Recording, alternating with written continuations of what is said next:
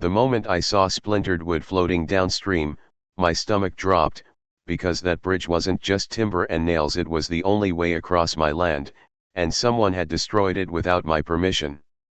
I didn't know it yet, but that act of arrogance would unravel the boldest HOA bluff I'd ever seen, and expose a mistake no one could undo. I bought the farm 5 years earlier, a quiet stretch of countryside bordered by trees, water, and time itself.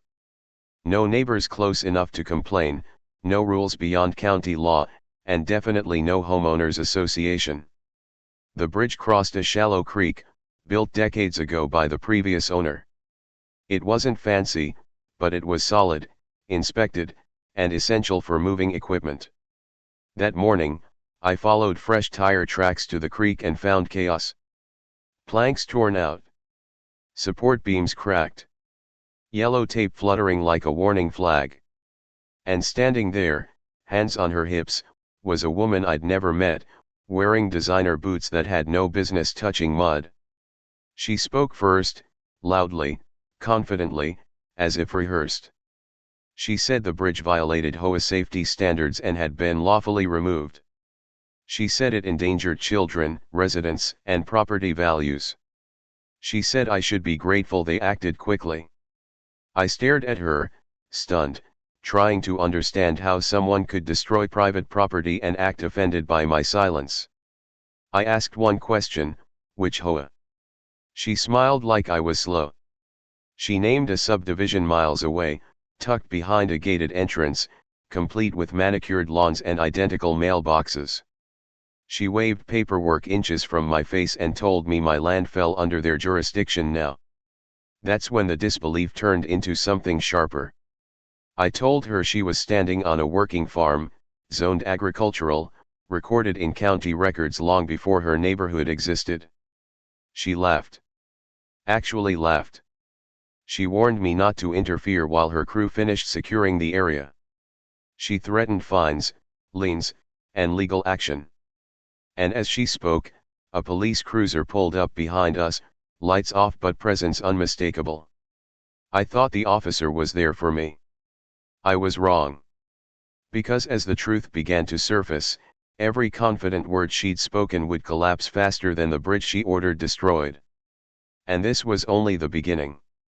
The officer stepped out slowly, surveying the broken bridge, the creek, and the tension hanging thick in the air. The woman straightened instantly, confidence returning like a switch had flipped. She introduced herself as the HOA compliance chair, explaining how she'd ordered the bridge removed for public safety. She spoke fast, practiced, certain the badge guaranteed her victory. The officer listened, nodding, then turned to me. I explained the bridge was private, on deeded farmland, never part of any HOA, and that I'd given no permission for demolition. I expected skepticism. Instead, he asked for documentation from both of us. She handed over a thick folder filled with highlighted pages, maps, and warning notices. She tapped one page repeatedly, insisting the boundary lines clearly showed my property within their extended responsibility zone. I handed over my deed, survey, and county zoning records, worn but official, showing agricultural classification and boundaries unchanged for decades. The officer studied both stacks longer than she liked. Her tone sharpened. She accused me of forging records, of trying to dodge safety regulations, of threatening her community. I said nothing, watching the officer's eyebrows tighten as contradictions surfaced. He asked her one simple question: do you have written consent from the landowner or a court order authorizing demolition? Her mouth opened, then closed. She argued that HOA authority was implied, that emergencies allowed immediate action. The officer shook his head. Implied authority didn't apply outside HOA property. Emergency action didn't override private ownership without imminent danger. She grew defensive, claiming children might wander onto the bridge. I pointed out there were no sidewalks, no nearby homes, and no public access. The creek sat entirely within my fencing. The officer radioed dispatch to verify property records. Minutes passed. Her confidence drained with every second of static. Dispatch confirmed my parcel number, zoning, and boundaries. No HOA filings. No shared easements. No recorded disputes. The officer turned back to her. His voice was calm, but firm. He told her she had authorized the destruction of private property without legal standing. That was no longer an HOA issue. It was a civil matter, possibly criminal. She protested loudly, saying she was protecting her residents. He reminded her that intent didn't erase consequences. He asked for the names of the contractors who demolished the bridge. She hesitated, then refused. That refusal changed everything. The officer informed her she could be cited for trespass and vandalism pending investigation. Her face flushed red. She demanded to speak to her HOA president, her lawyer, anyone. As she stormed off to make frantic calls, I realized this wasn't just about a bridge anymore. It was about power used without permission, and the bill was coming due. While she paced on her phone, I walked the officer back toward my truck and pulled out a binder I kept for emergencies. Inside were surveys, easements, tax records, and correspondence going back decades. Living rural teaches you one thing quickly: paperwork matters more than opinions. The officer flipped through the pages, stopping at a stamped county survey from 12 years earlier. It clearly showed the creek, the bridge, and the fence line, all well within my property. There was even a note referencing a rejected HOA expansion proposal from years ago. I hadn't known about that part. When the officer showed her the page, her voice dropped an octave. She claimed ignorance, saying the board had told her the land was disputed. I asked which board member. She avoided eye contact. That's when one of the contractors returned, pickup truck rumbling across the dirt road. He froze when he saw the police cruiser. The officer asked who hired him. The man pointed directly at her. No hesitation. No confusion. The officer asked if he'd been given proof of ownership or authorization. The contractor admitted he'd been shown HOA letterhead and told it was an urgent safety removal. He hadn't checked county records. He trusted her. That admission mattered. It meant there was a clear chain of responsibility, and it didn't end with me. The officer explained to the contractor that the work might be considered unlawful demolition. The man's face went pale. He started apologizing to me instead of her. She snapped at him, saying he was overreacting, that the HOA would handle it. The officer cut her off and reminded her that HOAs don't supersede county law. He advised the contractor to stop all work immediately and document everything. As the contractor left, the officer issued her a formal notice for trespass. It wasn't an arrest, but it was a line in the sand. She scoffed, saying her lawyer would crush it. The officer calmly told her to direct future contact through legal counsel and not to step foot on my property again. She left in a fury, tires spinning on gravel. Silence followed, broken only by the creek flowing through the wreckage. Standing there, I felt anger give way to something colder. The bridge would cost tens of thousands to replace. Equipment was stranded. Work was delayed. And none of it had been necessary. That evening, I filed a police report, took photographs, and contacted my insurance. Then I received an email that changed everything. It was from the HOA president. The subject line read, "Misunderstanding regarding adjacent property." They wanted to talk. I didn't reply. Because at that point, talking was over. Accountability was next. The next morning, I walked toward the creek with a notebook in hand, ready to catalog the destruction. The bridge was worse than I imagined. Splintered beams lay scattered across the water. Nails protruded like tiny, dangerous daggers. The wood was soaked, some planks warped beyond repair. My equipment, parked near the far side, couldn't be moved. I photographed everything meticulously, each angle capturing both the scope of damage and the faint yellow tape fluttering like a mocking banner. The creek's shallow water reflected the broken wood and debris in sharp relief, emphasizing the disruption caused. Every shot was precise, evidence, not art. I started calculating costs. Lumber prices had risen sharply over the past year. A replacement bridge of comparable quality and safety would require not only material but skilled labor. My estimate quickly climbed past $15,000, not including lost productivity. The anger that had simmered overnight intensified. That's when it hit me. This wasn't just an HOA overreach or an angry neighbor misunderstanding property lines. This was audacity on a level I hadn't anticipated. She had destroyed private property simply because she assumed she had the right. And now, when reality hit, the truth was undeniable: I wasn't in her HOA. Not even close. I dug out the county records again, scanning the documents for anything she could possibly misinterpret. Nothing.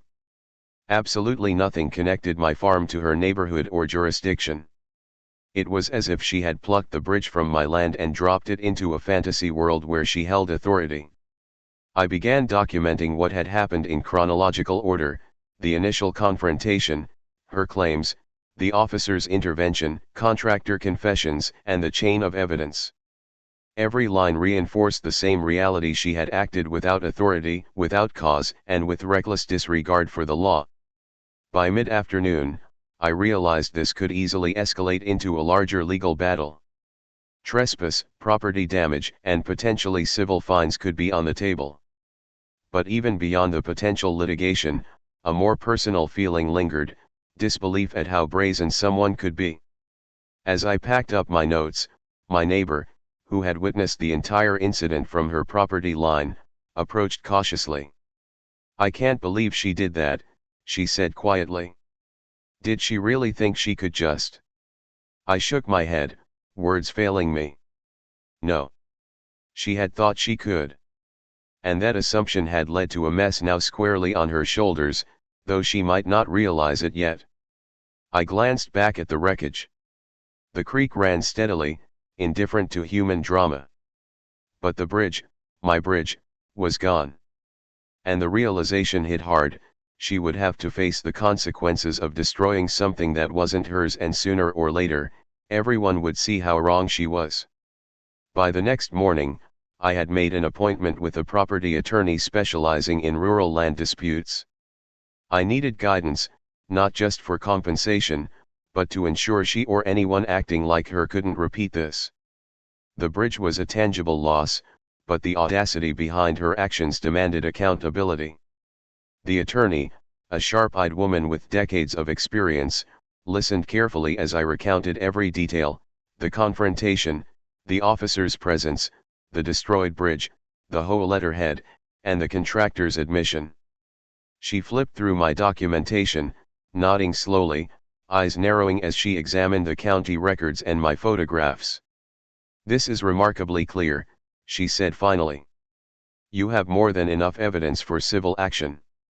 Trespass, vandalism, and even punitive damages are on the table if she refuses to settle." Her voice was calm, but each word carried weight. "The key is the paper trail you've kept. Photographs, official surveys, witness statements, they all build a strong case." I felt a flicker of relief. Knowing the law sided with me softened the sting of the bridge's destruction, but only slightly. She had crossed boundaries I didn't even know people thought they could challenge. We discussed strategy. First, a formal demand letter would be sent to the HOA and her personally, requesting restitution for the destroyed bridge and any associated costs. If ignored, a lawsuit would follow. Beyond that, we could explore filing for punitive damages based on willful trespass and property destruction. The attorney emphasized this wasn't about revenge, it was about accountability and deterring future misconduct. As we worked, I realized something else. The situation had spiraled far beyond a simple property dispute. It was a cautionary tale of assumptions, unchecked authority, and human ego. She hadn't just destroyed wood and nails, she had revealed a mindset that believed power existed without proof, that confidence could replace legality. I asked about timelines. She estimated the demand letter would take a few days to prepare and serve. Litigation could drag for months, but in the meantime, I could begin reconstructing the bridge to minimize operational disruption. I made a mental note to contact contractors the officer had spoken to. They might be useful witnesses if the case escalated. By afternoon, the strategy was clear. Document everything. Communicate only through official channels.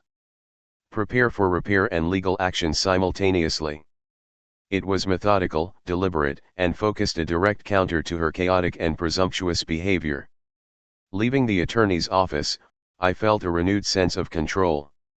The bridge was gone, yes, but the narrative was shifting. She had made a mistake, and the law, properly applied, would reveal it. Yet, I knew this battle wasn't over. She still believed she had authority, and when people cling to delusions of power, they often escalate further. 2 days later, I received an email marked urgent from the HOA president. Her message was polite but insistent. They wanted to resolve the misunderstanding and demanded a phone call.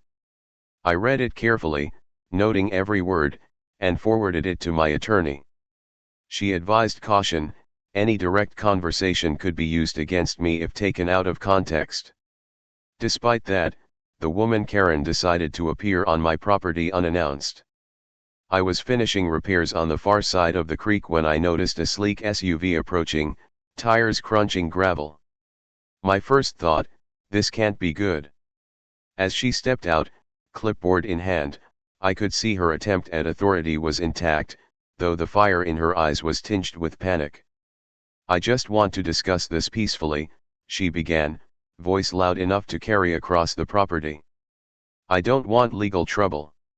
I didn't answer. Instead, I motioned toward the creek and the damaged bridge, still a mangled frame of splintered timber. We can discuss, I said slowly, but the facts are clear. She tried to interrupt, pointing to her folder as if evidence alone could intimidate me.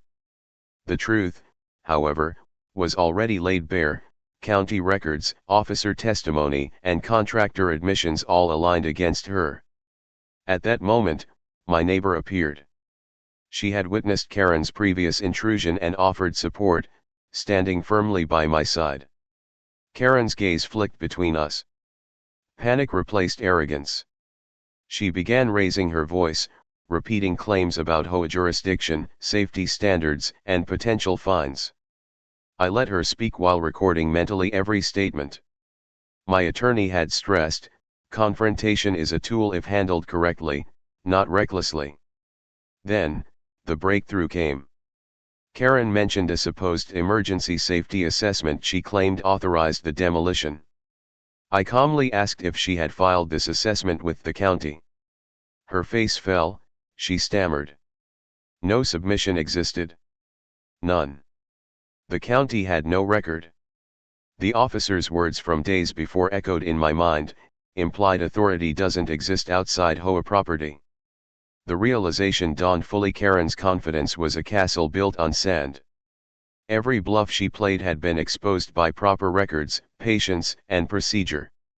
For the first time, I noticed subtle cracks in her composure. She tried to maintain control, but her attempts sounded hollow. The clipboard shook slightly in her hand. Her carefully constructed narrative was collapsing in real time. I didn't need to raise my voice or act aggressively. Silence, evidence, and calm authority were more powerful than any shouting match. She could feel it. Eventually, she left abruptly, muttering complaints under her breath, retreating to the SUV. The neighbor and I watched until the vehicle disappeared down the dirt road. That night, I realized the stakes had shifted. Karen had thought destruction would intimidate me. Instead, it had galvanized me. Every action she took now worked against her. And the law, patiently watching, was ready to deliver consequences. The next morning, I returned to the bridge site with a plan. While the immediate threat of Karen's presence had passed, I knew the next stage would require precision, documenting every detail for legal purposes and ensuring nothing could be contested. I began by photographing the bridge from multiple angles, capturing not just the destruction, but context, the creek, fencing, surrounding farmland, and my equipment stranded across the gap. I created a map marking every damaged plank, support beam, and debris pile. I also noted tire tracks and footprints left by her crew, which could serve as supporting evidence of trespass. Next, I reached out to contractors who had been present during the demolition.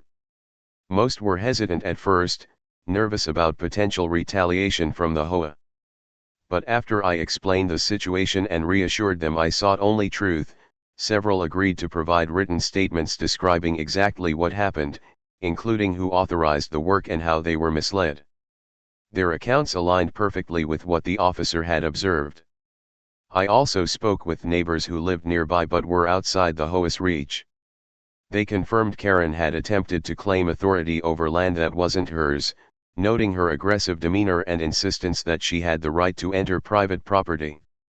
Each witness added a layer of credibility to my case, creating a collective record that would be hard to dispute. While gathering evidence, I kept meticulous notes of every interaction, including dates, times, and quotes. The attorney had emphasized that a strong narrative, supported by documents and testimony, is often more persuasive than anger in court. I realized she had underestimated not only the law but my ability to organize facts and witnesses efficiently. By mid-afternoon, the binder I carried felt heavier, not physically, but with the weight of preparation.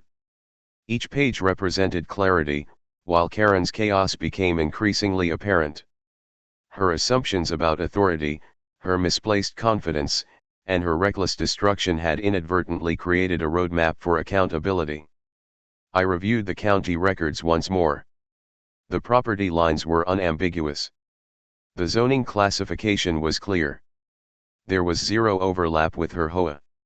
For the first time, the reality fully sank in. Karen's biggest mistake wasn't destroying the bridge, it was doing so in full view of evidence, witnesses, and official records. The day ended with a quiet satisfaction. Preparation was a powerful tool, and I now held all the cards. Legal action, compensation, and public exposure were within reach. The battle was no longer about reaction, it was about strategy, foresight, and exposing a delusion built on arrogance. As the sun set over the farmland, I looked at the broken bridge and made a silent promise: the next time she came near, it would not be to destroy, it would be to answer for her actions. 2 days later, an official-looking letter arrived, postmarked from the HOA headquarters. I opened it carefully, knowing the words could contain threats, admissions, or attempts at negotiation. The envelope was thick, filled with legal jargon, but the tone was unmistakably defensive. The letter began by acknowledging a misunderstanding regarding property boundaries and vaguely apologizing for any inconvenience caused.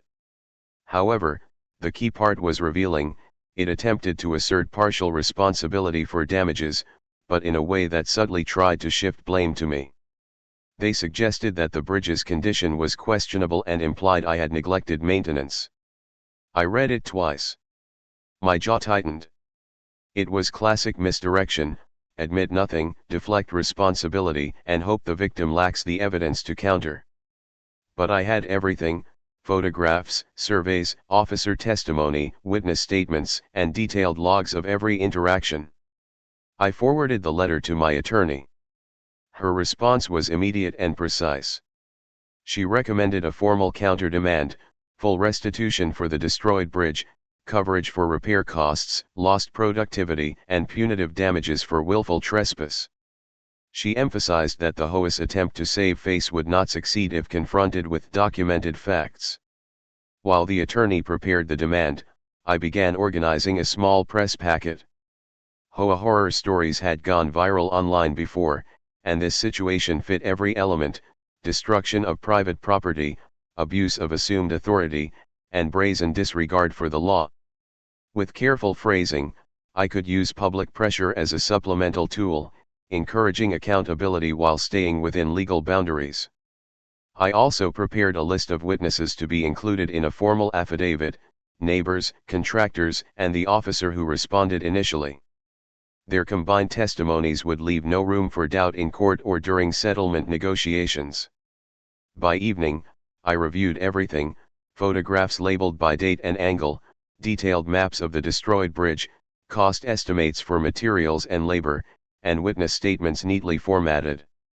Each piece built a clear narrative: Karen had acted outside her authority, destroyed property, and caused significant financial and emotional damage.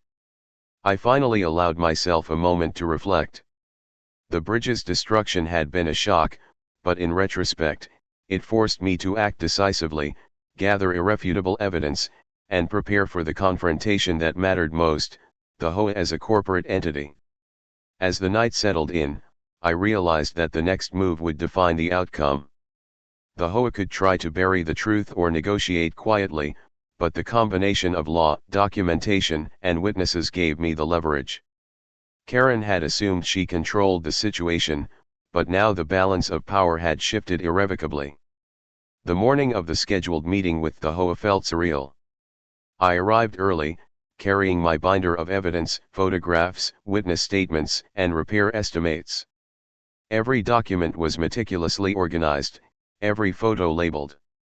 This was more than a bridge, it was proof that audacity without authority comes with consequences.